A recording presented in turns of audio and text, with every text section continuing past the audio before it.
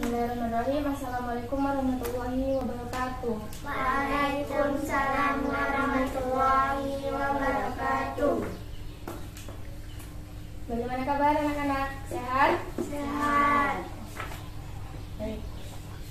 Jadi kita mau belajar apa hari ini? Ada yang tahu? Enggak. Ya, jadi kita mau belajar SKI, Sejarah Kebudayaan Islam ya. Jadi ini ada modul, tapi cuma 3, jadi kalian bisa kongsi ya, bisa barengan modulnya. Baik, untuk ketua kelas bisa ngambil ke depan.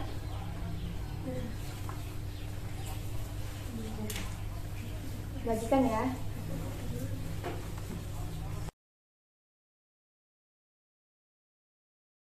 Berdoa mulai. Rabbi zidni ilma warzuqni fahma.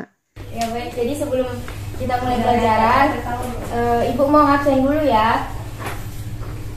Seftia Nabila, Ibu. hadir ya. Resti Julianti, hadir. Salsabila, Hadir. Aira Syafani, Hadir. Ririn Santika Sari. Hadir. Oke, jadi hadir semua ya. Jadi kita belajar SKI mengenai bab kondisi masyarakat Arab pra-Islam. Sebelum kita mulai lebih lanjut, ada yang tahu maksud dari pra-Islam itu apa? Ada yang tahu? Salsa mungkin, Ririn? Pra-Islam. Ya, jadi kondisi masyarakat pra-Islam ini diartikan kondisi masyarakat Arab yang terjadi sebelum Islam datang. Jadi bagaimana kondisi masyarakat Arab pra-Islam ini sudah ada di modul, baik itu dari kepercayaan masyarakat Arab, dari kondisi sosial, dari ekonomi, dan dari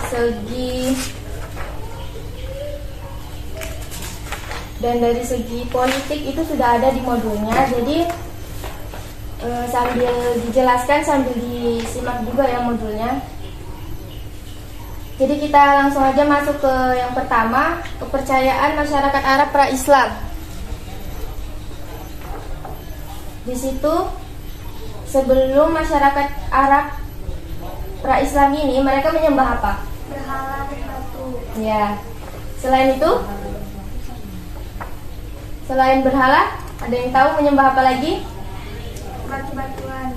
Iya, batu-batuan udah. Terus apa lagi? Di modulnya udah ada. Ayo. Selain menyembah berhala, ada yang tahu menyembah apa lagi? Di halaman kedua udah ada paragraf hampir terakhir.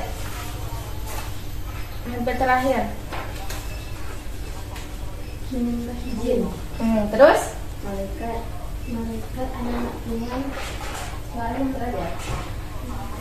Ya, jadi bisa diulang Ririn bisa diulang sebelum masyarakat Arab mengenal agama Islam itu mereka menyembah apa aja?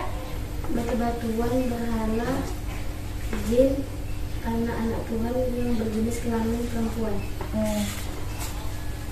Jadi ada yang kurang di situ, sebenarnya ada yang menyembah bintang-bintang atau planet ya. Itu dikenal dengan agama Syafi'i. Baik, jadi kepercayaan masyarakat Arab pra-Islam ini yang pertama dia menyembah berhala. Mengapa mereka menyembah berhala? Dikarenakan masyarakat Arab pra-Islam ini setelah Nabi Ibrahim wafat, mereka kehilangan sosok pemimpin yang memimpin cara mereka bertuhan, gitu. Karena tidak mempunyai sosok pemimpin yang bisa memimpin masyarakat Arab ini menuju ke jalan yang benar, mereka tersesat gitu. Dengan cara menyembah patung atau berhala yang dipercaya mereka bakal memberikan mereka itu sebuah rizki ya, atau bisa dibilang sebuah keberuntungan gitu. Jadi di modul itu sudah dijelaskan bahwa setelah Nabi Ismail wafat, maka terjadi keterputusan risalah yang akhirnya mereka menyembah selain Allah. Proses perpindahan kepercayaan ini bermula ketika salah satu pembesar suku Khuza'ah yang bernama siapa? Jilbab merah siapa? Paragraf kedua. Paragraf kedua. Halaman pertama. Paragraf kedua.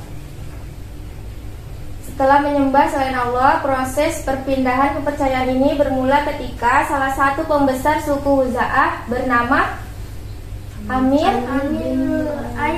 al-Khuzai.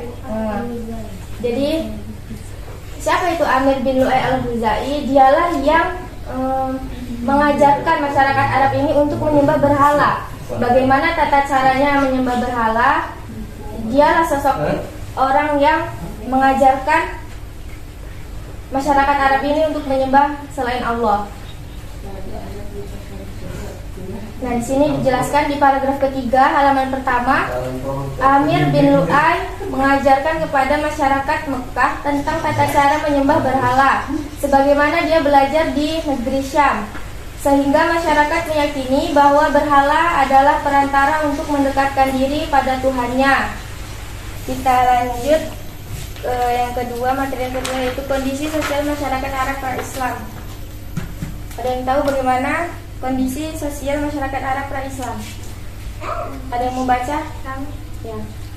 Bangsa Arab dikenal dengan bangsa ahli sihir Yang kuat suaranya, biar kedengeran. dan pemberani. Selain ahli sihir dan pemberani, karakter positif Arab lainnya seperti punya semangat tinggi dalam mencari nafkah, sabar menghadapi kekerasan alam, mempunyai ketahanan fisik, kekuatan daya ingat, hormat akan harga diri dari martabat, masyarakat yang mencintai kebebasan, loyal pada pemimpinan, pola hidup yang sederhana, ramah dan sebagainya. Ya, tunggu sebentar. Jadi ada yang mau baca paragraf yang kedua, adapun dan seterusnya sampai perempuan. Ada yang mau baca? Adapun kebiasaan buruk mereka adalah minum-minuman khamar sampai mabuk, berjudi, berzina dan merampok dan sebagainya. Mereka memposisikan perempuan pada posisi terendah karena perempuan dianggap makhluk lemah yang tidak punya kemampuan dan kekuatan untuk membela diri. Dengan demikian laki-laki bebas menikah dan menceraikan perempuan. Ada yang mau baca paragraf selanjutnya? Ririn mau baca? Yang lebih buruk lagi, mereka mempunyai tradisi mengubur anak perempuan mereka hidup-hidup saat masih balita, karena mereka merasa malu dan terhina mempunyai anak perempuan. Perempuan dianggap lemah, tidak bisa membanggakan mereka dan dalam hal bekerja dan membela kaum mereka saat mereka perang. Dan pada saat itu di masyarakat Arab masih berlaku tradisi perbudakan, memperbudak atau menjual belikan budak seperti berdagang dagangan lainnya. Nah, jadi kita udah tahu ya kondisi sosial masyarakat Arab pra-Islam itu seperti apa. Gambarannya seperti masyarakat yang memang tidak memiliki moral, karena tindakannya itu sangat brutal, karena mereka juga mengubur hidup-hidup anak perempuan mereka yang dianggap tidak berguna karena mereka merasa malu dengan memiliki anak perempuan tadi. Juga kebiasaan-kebiasaan buruk mereka seperti minum khamar, sampai mabuk, berjudi, berzina, merampok, dan lain sebagainya. Itulah gambaran sosial masyarakat Arab pra-Islam. Baik, lanjut kondisi ekonomi masyarakat pra-Islam. Kondisi ekonomi bangsa Arab saat sebelum datangnya Islam sudah maju karena sebagian besar mereka berniaga. Ada yang tahu berniaga itu seperti apa? Perjualan. Ya, intinya begitu. Perdagangan merupakan mata pencaharian mereka, meskipun ada juga yang bertani dan berternak. Bagi orang Arab Badui, peternakan menjadi sumber utama kehidupan mereka. Mereka berpindah-pindah guna keperluan menggiring ternak-ternak mereka ke suatu wilayah yang sedang hujan dan subur. Jadi kehidupan mereka berpindah-pindah dari suatu daerah ke daerah lain atau nomaden. Mereka bisa mengkonsumsi daging, meminum susu, serta membuat pakaian dari bulu domba. Tatkala kebutuhan mereka terpenuhi, mereka menjual beberapa ternaknya kepada orang lain. Orang-orang kaya di kalangan mereka adalah orang yang memiliki hewan ternak yang banyak. Sehingga untuk mengurusi ternaknya, mereka memperkerjakan beberapa orang untuk menggembalanya. Jadi orang suku Badui itu dia berkebiasaan atau memiliki penghasilan utama. Penghasilan utama dengan cara berternak. Karena hidup mereka juga berpindah-pindah dari tempat yang satu ke tempat yang lain. Untuk apa? Bertujuan untuk apa? Karena mereka berpindah-pindah itu untuk memenuhi kebutuhan pangan binatang ternak tadi. Mereka pergi ke tempat yang subur dan memiliki banyak rumput. Intinya makanan untuk ternak-ternak mereka tadi. Lanjut, sedangkan masyarakat perkotaan sebagian menjadikan peternakan sebagai sumber kehidupan mereka dan sebagian menggantungkan kehidupan mereka dari pertanian. Bagi mereka yang menggantungkan hidupnya dari peternakan, ada yang menjadi penggembala ternaknya sendiri dan ada juga yang menggembalakan ternak orang lain. Seperti Nabi Muhammad SAW ketika tinggal di suku Bani Sa'ad, beliau menggembala kambing milik orang kaya. Begitu juga halnya juga Umar bin Khattab, Ibnu Mas'ud dan lainnya. Ada yang mau baca paragraf selanjutnya? Sedangkan masyarakat Arab. Sedangkan masyarakat Arab perkotaan yang menjadikan pertanian sebagai sumber kehidupan mereka adalah masyarakat yang mendiami daerah-daerah yang subur seperti Yaman, Taif, Madinah, Najd, Khaybar dan lain-lain. Mereka tidak hanya mengandalkan hasil dari pertanian dan peternakan saja. Mayoritas mereka memilih perniagaan sebagai mata pencariannya. Khususnya penduduk Mekah, mereka mempunyai pusat perniagaan yang istimewa. Dalam pandangan orang-orang Arab, penduduk Mekah memiliki kedudukan yang istimewa karena mereka adalah penduduk negeri haram. Orang-orang Arab lain tidak berani mengganggu perniagaan mereka. Allah Ta'ala menjadikan Mekah menjadi tanah yang suci dan aman. Firman Allah Quran surat Al-Ankabut ayat 2 Ayat 67. Ya.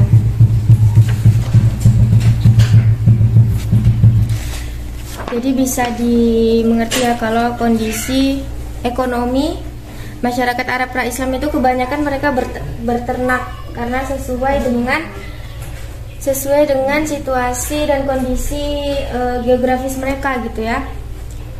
Di sana memang cocok untuk berternak. Walaupun kehidupan mereka seperti suku Badui yang sudah dijelaskan di awal tadi, mereka harus tinggal berpindah-pindah untuk menghidupi ternak mereka yang memberikan mereka pendapatan atau penghasilan untuk mencukupi kehidupan sehari-hari.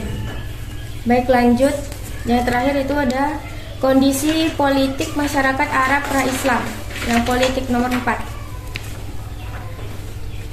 Nah, jadi sebelum Islam datang, bangsa Arab dipengaruhi oleh 3 kekuatan politik, yaitu Kekaisaran Bizantium, Kekaisaran Persia, dan memeluk agama Zoroaster, serta dinasti Himyar yang berkuasa di Arab bagian selatan. Kondisi politik Jazirah Arab terpengaruhi oleh 2 hal, yaitu interaksi dunia Arab dengan Kekaisaran Bizantium dan Persia. Kedua, persaingan antara Yahudi dan Zoroaster. Kekaisaran Bizantium atau disebut juga Kekaisaran Romawi Timur ini berpusat di ibu kota Konstantinopel dan dikuasai oleh kaisar-kaisar yang merupakan pengganti Kaisar Romawi kuno setelah runtuhnya Kekaisaran Romawi Barat. Pada abad ke-7, imperium ini telah meliputi Asia Kecil, Syria, Mesir, dan bagian daerah Italia serta sejumlah wilayah pesisir Afrika. Sedangkan Kekaisaran Persia adalah Kekaisaran Persia pra-Islam terakhir dipimpin oleh dinasti Sasania Sasanid, mempunyai wilayah Iran, Irak, Armenia, Afghanistan, Turki bagian timur dan sebagian India, Suriah, Pakistan, Kaukasia, Asia Tengah dan Arabia. Lanjut, bangsa Arab terdiri dari beberapa suku yang sangat fanatik, yang berlebihan dan loyal pada pemimpin suku. Tidak jarang peperangan terjadi antar suku seperti perang Fujar yang terjadi 15 tahun sebelum Rasulullah diutus. Perang Fujar merupakan perang saudara yang terjadi beberapa kali. Pertama, perang antara suku Kinanah dan Hawazan, kemudian suku Quraisy dan Hawazan serta suku Kinanah dan Hawazan lagi. Nah, jadi jelas ya di situ kondisi politik masyarakat Arab pra-Islam itu dipengaruhi oleh beberapa kekuatan kekaisaran. Jadi di situ mereka pemerintah mereka itu mengikuti arahan-arahan dari kekaisaran yang tiga itu tadi. Politik mereka itu ada Bizantium, Persia dan Zoroaster. Nah, jadi di situ ada uji kompetensi 1 dan 2. Itu semuanya ada di modul. Jadi anak-anak bisa menjawab soal yang udah tersedia ya. Itu semuanya ada di modul.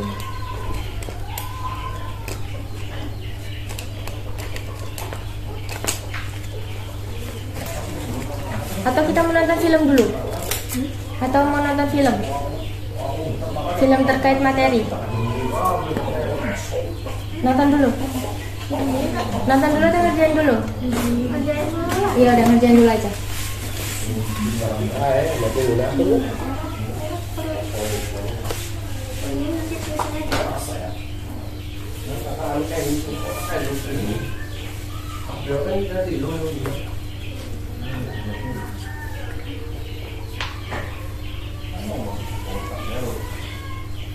Di modul udah ada ya semuanya, jawabannya itu di modul semua.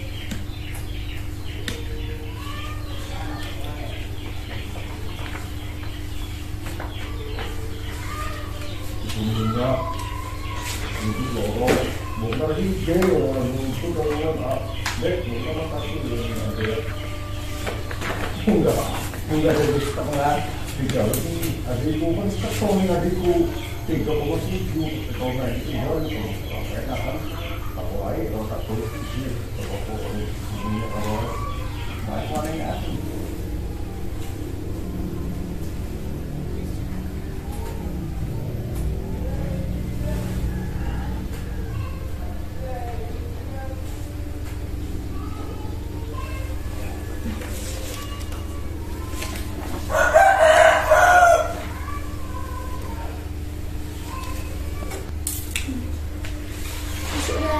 Sudah selesai? Yuk, bahas yuk. Yuk, ada yang mau baca soal nomor 1? Sama jawabannya sekalian. Ayo, baca soal nomor 1. Yuk, ganti-gantian. Sebelum masyarakat Arab menyembah Allah Subhanahu wa Ta'ala, mereka termasuk golongan orang musyrik dikarenakan menyembah berhala, menyembah malaikat dan jin, menyembah benda langit. Jadi jawabannya Semua benar. iya, semua benar jawabannya. Yuk, lanjut. Nomor 2. Seorang yang telah mengajarkan kepada masyarakat Mekah tentang tata cara menyembah berhala, yaitu Amr bin Lu'ay al-Huzai. Ya, lanjut nomor 3. Jawabannya tadi Adapun kebiasaan buruk masyarakat Arab pada masa jahiliyah adalah A. Minum minuman khamr Arab, Homar. B. Berjudi, C. Berzina, D. Semua benar. Jawabannya D. Ya, jawabannya D. D. Kata yang bergaris miring pada soal nomor 3 memiliki arti A. Zaman kebodohan, B. Bodoh, C. Membodohi, D. Masyarakat Arab. Apa jawabannya? D. Masyarakat Arab. Jawabannya A. Yang benar. Zaman kebodohan. Iya, jahiliyah kan? Yang digaris bawahi apa?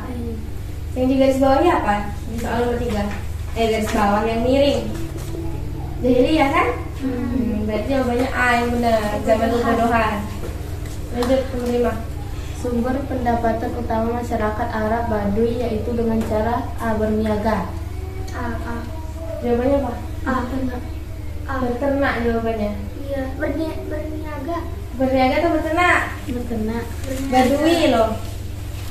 Berternak. Berternak ada di situ. Baduy itu berternak. Mana ekonomi ya? Ternak baru berniaga.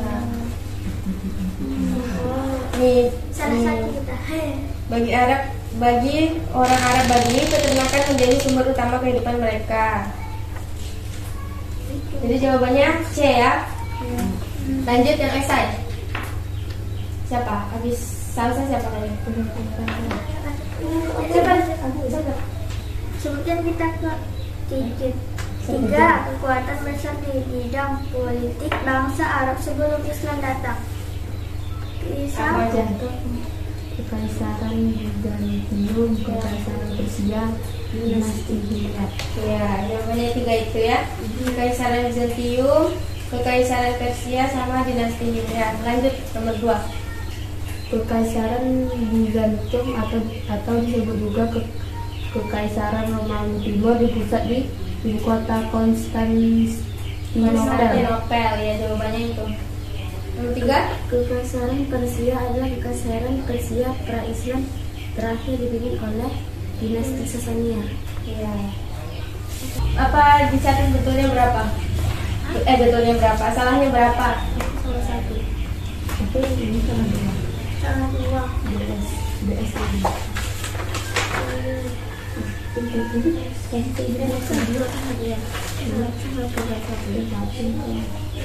Ada dua. Soalnya tadi makan 8 kita.